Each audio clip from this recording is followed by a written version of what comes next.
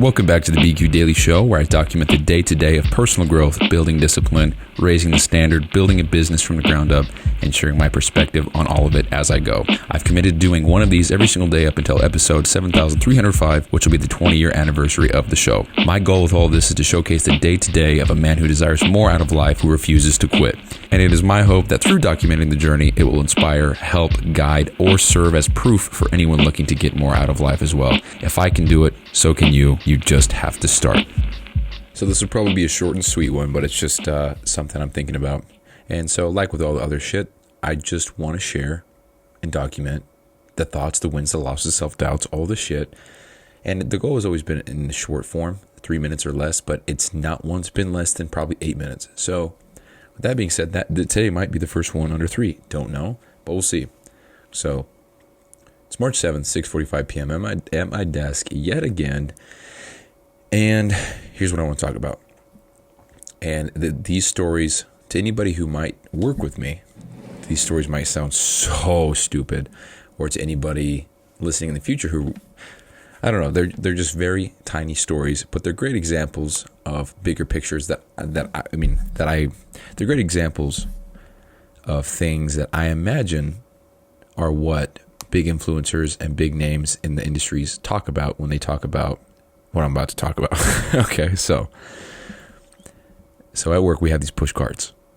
We have all the tools that we need. Well, we have, when I say tools, I don't mean power tools or drills or wrenches. I don't mean any of that stuff. I mean disposable, quick and easy. You know, we got wipes, we got little plastic chills, we got little sandpaper, grit paper, we've got markers, pens, just small little things that we need that aren't locked away in a tool chest. Probably, you know, a good way to decipher, to determine what's on the cart, what's not, is it less than $1? If so, it's on the cart. So anyway, we have tape on there too. The tape's not cheap, but it is something we use all the time. And we have various kinds. We have, I don't know, maybe 6 or 7 or 8 different kinds of tape. And a lot of people opt to use, so imagine 8 rolls of tape, and imagine a bungee cord going through all the tape, and imagine it being enclosed on both sides. So the only way to access the tape is to unhook a bungee cord, hold one side with your other hand, and then remove that one span or roll of tape, and then hook it back on to the cart. That's easy, but what if you need the tape that's in the middle, that's blocked by the other 4? You have to undo it, take the 4 tapes out, put them somewhere, then use your other hand, hold the other side of the bungee cord, take that tape off, put it on the cart somewhere, and then take the 4 previous that you took off, put them back on, then hook it back on to the cart. And that's not a big deal whatsoever. It takes maybe 10 seconds, and it's not a big deal, and this isn't life or death. It doesn't matter, and it shouldn't matter. But it's just an annoyance, because if I want the green tape that's in the middle, I got to do all that shit just to get it. So it's annoying, and I'm already over 3 minutes, so that's great. So anyway, that's the microscopic dilemma that I was faced with, and I have been faced with my entire time there. And it's not a big deal, and nobody cares, and nobody thinks it's a problem, and it isn't a problem, so it's all good. But we had some downtime today, so I took the initiative to try to make that system better. So what I did, and I don't really know how to explain this because I don't fully understand what everything is. I guess an easy way to say it was, we have really thin pieces of metal, of aluminum that we use. So all I did was, and we dispose of a lot of it. So all I did was took a piece, bent it in half, and made a hook out of it, and threaded, so we have holes in them. And all I did was bend it in a hook way, and then threaded some very thin thread through them, and then used that to attach to the cart. And all this allows me to do is to put the tape on the hook, and I can access whatever tape I want from whichever hook. So there's about, I think, 16 hooks.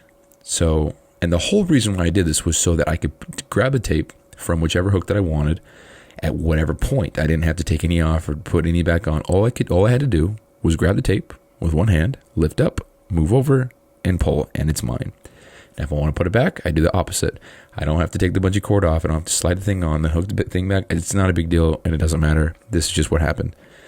And the reason why I share this is because that's a lot of work to save 30 seconds, right? That's a lot of effort. That's a lot of thinking hard about something that doesn't matter to fix something that's not a problem to make that happen. And it's interesting the reactions that I get while I'm making it, because, and here's what I was thinking. I can see the vision. I can see what it's going to look like when it's done. I can see the usefulness of it. I can see how it's going to save time. I can see the convenience. I can see all that because it's in my head. I'm the one thinking of it. It's a good idea. But nobody else can see that vision. Nobody else can see why I'm even doing it. They just see, they don't see the vision. Therefore, they see me doing all the extra work. And because they don't see the reward or the payoff or the benefit, they immediately assume it's a waste of time. It's dumb. It's stupid. It's ridiculous. It's overthinking. It's thinking too hard. Whatever. 3 of those things were said to me today. It's all good. And by the way, I'm not offended. I don't care. It's just something I've noticed, and I think it's interesting. So it's interesting, the reactions and the feedback while you're making it. But the moment it's done and then they can see the finished result, all of a sudden you're not a weirdo anymore. You're a genius. You're smart. That's a good idea. That was awesome. But in the process, when I'm sitting there in the back corner, taking a fucking pair of pliers, bending some metal into a hook, and then feeding thread through it, what the fuck is that? What's that guy doing? Then I make it into something useful, and it's very nice. It's very convenient. And all of a sudden, it's a great idea. And I just think that's so interesting. So compare that to life. Whatever you're working on with business or whatever your fitness goals are, anything. In the process, when you don't have anything to show for it or nobody can see the vision except you. During that phase, everyone's going to throw their comments or their judgment or whatever at you. And I think that's where a lot of people get discouraged, myself included. And I've always been that way. And on that point, if you're going to ask for advice, I think it's critical that you give proper context to the person you're seeking advice from, because they're giving advice off of what you feed them. If you feed them not all the information, not all the pieces, not all the possibilities, whatever, and it's very hard to do. If you feed them, so if I ask somebody what's the quickest way to make $1 million, they have nothing to go off of. They don't know that I'm already running a business. They don't already know that I have 1,000 followers on Facebook. They don't know that I have 10 million views on TikTok. They don't know that. So they're not going to give me anything to go off of that. So they might give me advice that has nothing to do with my followers, my influence, my podcast, whatever. And so maybe that's a shitty example, but in order for somebody to give you proper advice for your situation, they need to know your situation. And for them to know your situation, you need to give them proper context to everything that's going on. If they don't know the whole story, how can they give you their advice or 2 cents or whatever? And so I can't remember where I was going with that. But anyway, I was making this thing, and the looks I got, the comments that were made, is just interesting. And I'm not offended. I don't care. It's just an observation, and it's so interesting. So, I guess the age old saying, you always look crazy until it's done or whatever. It's always impossible until it's done. It's kind of not related. You always look crazy until it's done? Whatever the quote is, I don't know. But yeah, just a quick observation. That's all I wanted to share. Just interesting how people's perception and reactions and behavior changes when they see you working on something that they can't see the vision for versus you completing the thing that you had the vision for and it being productive and it being convenient and it being better than the old way, whatever. It's just something that I noticed today. Going off of, I think it was yesterday. Let's see. Yeah, I think it was yesterday. Episode 139, Embracing Failure Daily. See, if that wouldn't have worked, then there would have been a lot of, what the fuck, man, that's, silly. I mean, nobody would have said that's stupid, that's a dumb idea. Everybody's nice in there. But there is some, I would say, some undermining or some passive-aggressive shit that goes on in there. There's a few people in there that say some things to me, and it's now, knowing what I know now, it's very, what's the word? Very, I think it just exposes their insecurities more than they'd like to admit or more than they even realize. And it's a tell-all, I would say, when somebody says a certain thing. And it's like, I didn't even ask.